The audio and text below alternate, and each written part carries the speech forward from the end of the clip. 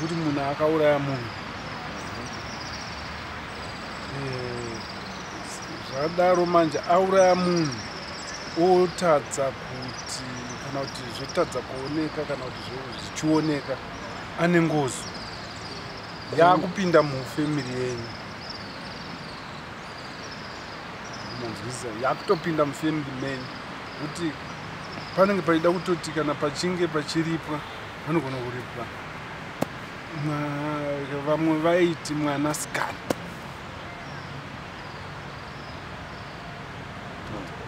Mwanasikana uripira ngozi iyoyo usvika mumusha umu makaurayiwa munhu handitika usvika ubereka mwana imomo anenge ari pangozi.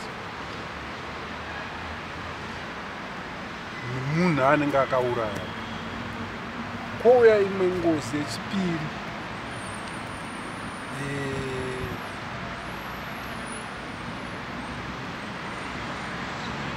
Nechipiri ndiyei? Ndekuti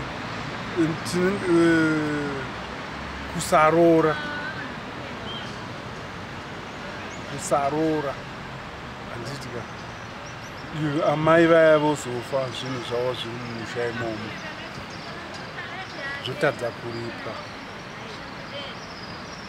Ingozi iyoyo kuti amai ava vanokwanisa kuzopota vachidzoka chete zvopararira musha imomo. Zvopararira musha imomo.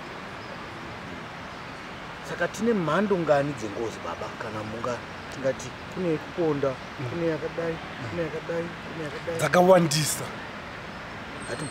Donongodza itoni. Kune kuponda.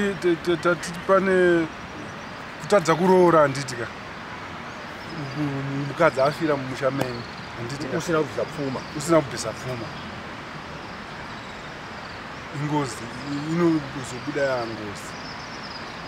Kuita kuuraya.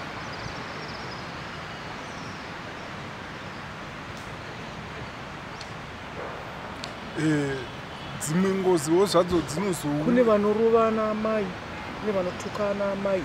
Ingozi iriyo. Ingozi. Ukatuka amai vako unenge uchifanira kuti uzoita se kana vari vapenyuwo varipi. Kana usina kuvaripa ingozi. Nekuti vanofa vachiti mwana wangu akandituka haana chaakandituka. Amai vanoripwe vantu unotanda botsu. Amai unotanda botsu. Zviya zvokuti unofamba uchipema tuzviyo mumaraini oita kuti uita se wakapfeka matsanga.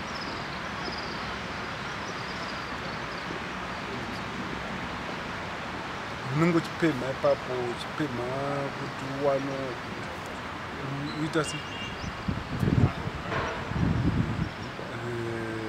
ugozowana kumabikire ewane kuitira kuti uchenura amai ako kana wabvisa zvinhu. Tinonzwa vamwe vachitiwo vashandi vedu chaivo vasenzesa munhu varika kumuripa akafira musha mako inogona kuita ngozi. Pane ngozi iripo? Iripo. Iyo ndoini yaizoshandiswa nevakuru vedu vekudhara. Vamwe vakuru vedu vekudhara vaiti kana munhu akadaro soka vanogona kusosenzeswa sekamuranda. Hameno maitira magadzira vanoita kobva kanzi kakamuranda. Asi munhu iyeye anenge achida kuripwa nokuti akashanda mumusha menyu. Hamuna chamakamupa. Pamwe munguva makabva mamuponda. Kana kuti akangofa musina chamamupa. Saka anozouya yangozi. Ngozi haiperi. Haiperi. Mweya china kwa hauperi. Except anditi munoziva here kuti kuchechi unogona kuenda iwewe wakachena. Kana usina kuchena kuna zvakadaro. Ngozi unongonayo.